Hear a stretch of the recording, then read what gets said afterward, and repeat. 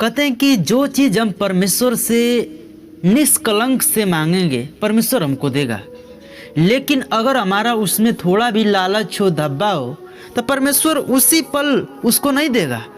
हन्ना को सभी लोग जानते हैं कि हन्ना कैसी थी, उसका कोई पुत्र नहीं था। हन्ना बिल्कुल लाचार स्त्री थी, लेकिन वो परमेश्वर पर विश्वास करती थी। लेकिन मैं आपसे कहना चाहता हूँ मेरे भाइयों, मेरे बहनों, कि हन्ना परमेश्वर से निष्कलंक मांगी थी। वो बिना दाग धुर्रा के मांगी थी परमेश्वर से कि हे पिता, अगर तू मुझे पुत्र दे तो मैं तुझे दान कर दूंगी। आजकल के ज़माने में अगर देखा जाए तो कोई भी व्यक्ति अपने पुत्र को दान न करेगा, लेकिन बाइबल कहती है कि हन्ना को परमेश्वर ने पुत्र दिया। लेकिन क्यों दिया और कैसे दिया, आइए हम वचन से बात करेंगे। बाइबल क्या सिखाती है देखेंगे। सामुएल में लिखा है 1:9 में लिखा हुआ है, तब सीलो में खाने और पीने के बाद हन्ना उठी और यहोवा के मंदिर के चौखट के एक बाजू के पास एली याजक कुर्सी पर बैठा हुआ था। वह मन में व्याकुल होकर यहोवा से प्रार्थना करके और बिलख कर चिल्ला चिल्ला कर रोने लगी। और उसने यह मन्नत मांगी कि हे सेनाओं की यहोवा, यदि तू अपनी दासी के दुख पर सचमुच दृष्टि करे और मेरी शुद्धि ले और अपनी दासी को भूल न जाए और अपनी दासी को पुत्र दे, तो मैं उसे उसके जीवन भर के लिए यहोवा को अर्पण करूंगी और उसके सिर का छुरा फिरने न पाएगा। हालेलुया। हन्ना परमेश्वर से बात कही, परमेश्वर से अपने दिल को बातों को कही कि परमेश्वर अगर तू मुझे दे तो मैं तुझे दे दूंगी। मेरे भाइयों, मेरे बहनों, ये बाइबल, ये वचन हमको सिखाती है कि हम अपने जीवन में लालच के लिए परमेश्वर का सेवा करते हैं। बहुत सारे ऐसे लोग हैं जो परमेश्वर का लालच के लिए सेवा करते हैं, लेकिन मैं उन लोगों से कहना चाहता हूँ कि आप अपने जीवन में लालच से यहीं तक अपना ज़रूरतों को पूरा कर पाओगे, लेकिन अगर आप स्वर्ग के लिए देखे जाए तो आप स्वर्ग में अपनी ज़रूरतों को पूरा न कर पाओगे।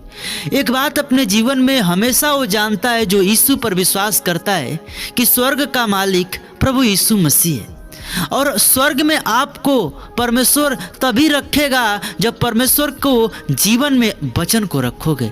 यानी स्वर्ग की बातें परमेश्वर हमको हर एक बाइबल से बताता है, कैसे रहना है धरती पे, कैसे क्या करना है। मैं आपसे कहना चाहता हूँ कि आप हन्ना की तरह प्रार्थना करिए, आप हन्ना की तरह मांगिए।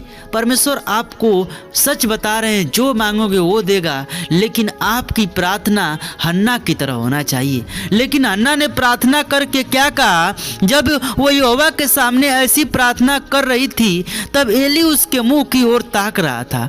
हन्ना मन ही मन कह रही थी, उसके ओठ तो हिलते थे परंतु शब्द न सुन पड़ता था, इसीलिए एली ने समझा कि वह नशे में है।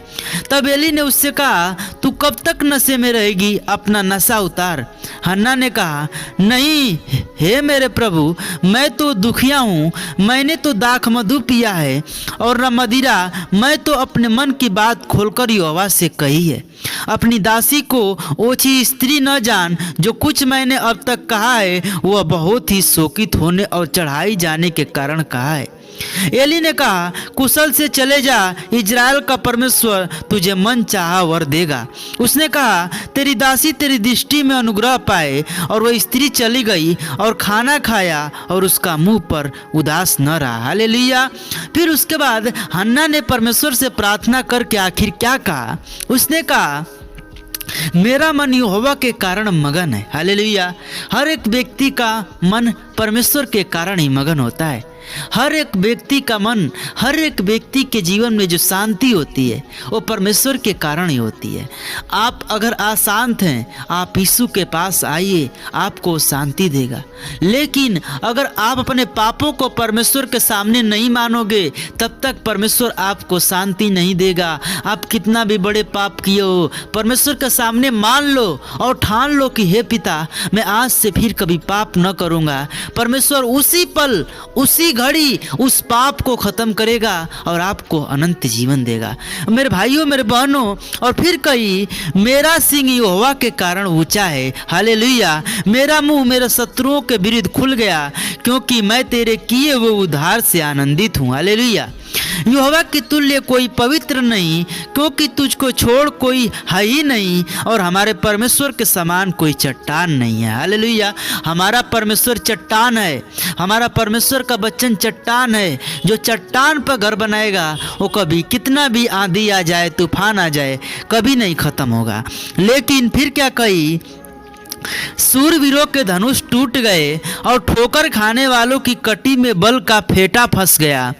जो पेट भरते थे उन्हें रोटी के लिए मजदूरी करनी पड़ी, जो भूख थे वे फिर ऐसे न रहे, वरन जो बाँझ थी उसके साथ हुए, और अनेक बालक की माता धुलती जाती है।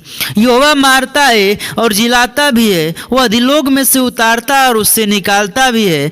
यहोवा निर्धन करता है और धनी भी बनाता है, वही नीचा करता है और वहीं ऊंचा भी करता है। वह कंगाल को धूल में से उठाता और दरिद्र को घूरे पर से निकाल खड़ा करता है। हालेलुया। ये कितना अच्छा वचन वो प्रार्थना में बोली कि यहोवा कंगाल को धूल पर से उठाता है। हम भी क्या थे, हम भी कंगाल थे, हमारे पास कुछ नहीं था, हमको परमेश्वर ने उठाया और क्या किया, एक ऐसा हमको पवित्र आत्मा दिया कि हम जो मांगेंगे परमेश्वर हमको उस पवित्र आत्मा के द्वारा पूर्ति करेगा। मेरे भाइयों, मेरे बहनों, ये वचन हमको बहुत ही अच्छा लगता है। वो कंगाल को धूल में से उठाता और दरिद्र को घूरे में से निकाल खड़ा करता है, ताकि उनको अधिपतियों के संग बिठाए और महायुक्त सिंहासन के अधिकारी बनाए। क्योंकि पृथ्वी के खंभे यहोवा के हैं और उसने उस पर जगत को धरा है। वह अपने भक्तों के पाँवों को संभालते रहेगा, परंतु दुष्ट अंधियारे में चुपचाप पड़े रहेंगे। क्योंकि कोई मनुष्य अपने बल के कारण प्रबल न होगा। जो हवा से झगड़ते हैं वे चकनाचूर होंगे, वे उनके विरुद्ध आकाश में गरजेगा। यहोवा पृथ्वी के छोर तक न्याय करेगा और अपने राजा को बल देगा और अपने अभिषिक्त के सींग को ऊंचा करेगा। हालेलुया। और परमेश्वर का ये प्रार्थना हन्ना के द्वारा जो किया गया था, परमेश्वर ने सुना और हन्ना को पुत्र दिया। और किसको दिया? सामुएल को दिया। जब हन्ना सामुएल को जन्म दी तो उसने क्या किया, अपना बाँझ का जो वो था छुड़ाने के लिए वो परमेश्वर के भवन में उसको दान कर दिया। हालेलुया। हन्ना ने प्रार्थना किया था पहले परमेश्वर से कि परमेश्वर अगर तू मुझे देगा तो मैं तेरे कामों के लिए परमेश्वर मैं इसको दान कर दूंगी। परमेश्वर ने उसको दिया और वो दान कर दी। मेरे भाइयों, मेरे बहनों, हम परमेश्वर से कह कर तो मांगते हैं, लेकिन अगर हमको परमेश्वर देता है तो फिर हम लालच करते हैं, लेकिन हमको लालच नहीं करना है। अगर लालच नहीं करोगे फिर परमेश्वर आपको देगा। मेरे भाइयों, मेरे बहनों, आज का मैसेज यहीं तक, लेकिन मैं आपसे कहना चाहता हूँ, आप विश्वास करो कि सच्चा खुदा यीशु है और वही हमको अनंत जीवन दे सकता है। आज का मैसेज यहीं तक। चैनल को सब्सक्राइब कर देना, वीडियो को लाइक कर देना और अपने भाई बहनों में शेयर करना, ताकि वो भी इस प्रार्थना को सुनकर अपने जीवन में आशीष को पा सके। तब तक सबको जय मसीह की आमीन।